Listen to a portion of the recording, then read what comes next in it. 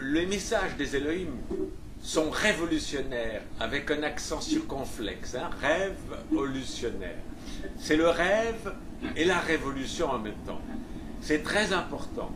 Et toute révolution, surtout dans des pays qui ont été colonisés, qui ont été martyrisés, passe par, Mao Zedong l'avait très bien compris, par d'abord une révolution culturelle et cultuelle.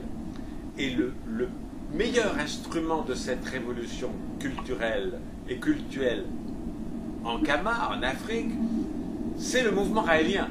Prenez conscience qu'il n'y a que nous, seulement nous, qui faisons une promotion qui doit être absolument fanatique d'apostasie de toutes les religions héritées des colonisateurs. Il n'y aura pas de décolonisation en Afrique tant que vous aurez les religions de ceux qui vous ont envahi par la violence. Oubliez ça.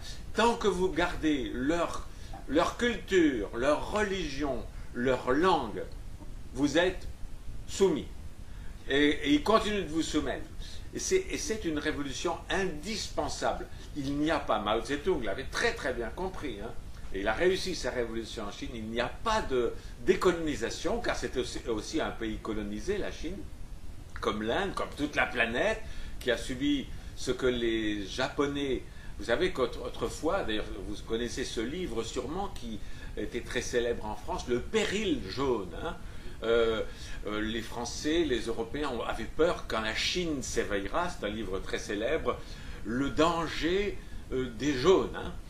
Et les Japonais, les Asiatiques, quand on leur parle de ça, ils rient. Oui, vous parlez du péril jaune, c'est-à-dire que nous, on n'a jamais colonisé la planète, jamais. Mais nous, on a une autre expression qui est la catastrophe blanche.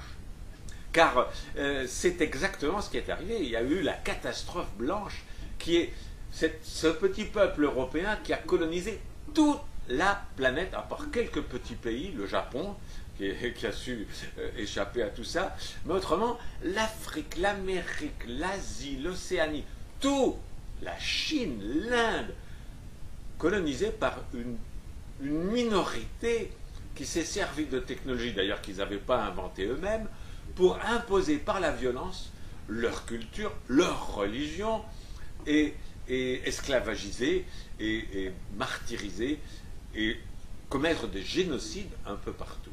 La mission des Raéliens en Kama, c'est d'abord et avant tout la révolution culturelle.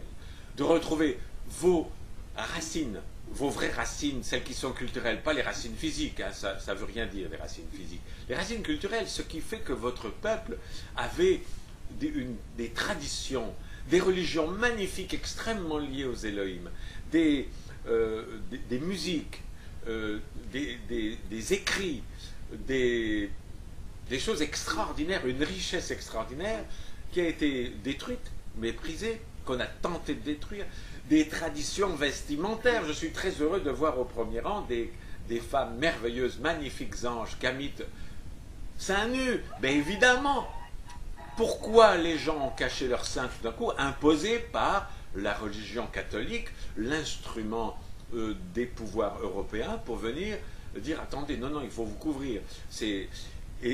Nous, c'est pour ça que Go Topless, qui maintenant fait beaucoup de bruit chez nous en Amérique, promenez-vous seins nus, les Américains disent eh ben oui, pourquoi les hommes ont le droit d'être seins nus et pourquoi pas nous les femmes? Mais c'est pareil en Afrique.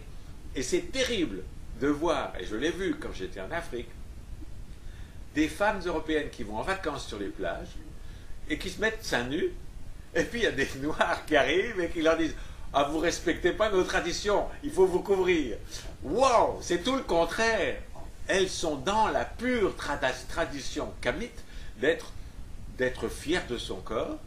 Et puis les Noirs qui viennent les critiquer ou leur dire de se couvrir, eux, ils ont complètement été décervelés, été dépersonnalisés, lavage de cerveau par les religions catholiques qui leur ont dit habillez-vous, cachez votre nudité, sinon vous êtes comme les animaux. Il faut être comme les animaux. Les animaux sont purs, vrais et de la véritable intelligence. Donc, le bonheur, qu'est-ce que c'est? Eh bien, c'est d'abord être fier de soi-même, fier de ce qu'on est, fier de l'être qu'on est, de la culture, des ancêtres que vous avez. Vous êtes là parce qu'une succession d'ancêtres ont vécu, ont transmis la vie et font que vous êtes. Ils sont vivants à travers vous. Et quand ils vous voient singer les Européens, ils pleurent. Parce qu'il y en a qui sont vivants sur la plaine des Élohim, n'oubliez pas.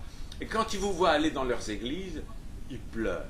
Quand ils vous voient vous habiller avec des costumes et des cravates comme les Européens, ils pleurent. Alors, maintenant qu'ils ont leur indépendance, entre guillemets, soi-disant indépendance, maintenant qu'ils ont la capacité d'être eux-mêmes, ils continuent de nous trahir culturellement en s'habillant comme les Européens, en ne retrouvant pas les langues africaines originelles qu'on leur avait léguées, nous, les anciens, en ne retrouvant pas les religions originelles beaucoup plus belles que la religion de la souffrance qu'est la religion catholique. Vous trouverez des trésors dans les religions anciennes africaines de valorisation de la nature, de respect de la nature, de communion avec la nature, avec des mots un peu primitifs, certes, mais moins primitifs que la religion catholique, parlant du dieu de la forêt, mais il faut le comprendre, c'est l'esprit de la forêt, c'est l'esprit des arbres, qui ont une conscience aussi, l'esprit des animaux, qui ont une conscience aussi, toutes les merveilleuses danses africaines, où les gens imitent, deviennent des animaux, un peu comme les aborigènes d'Australie, c'est magnifique, c'est se sentir un, l'unité avec tout ce qui est vivant. Et là, alors là, les religions chrétiennes, elles en sont loin. C'est la religion de la mort, de la souffrance, du sang, du sacrifice. C'est épouvantable, c'est une horreur.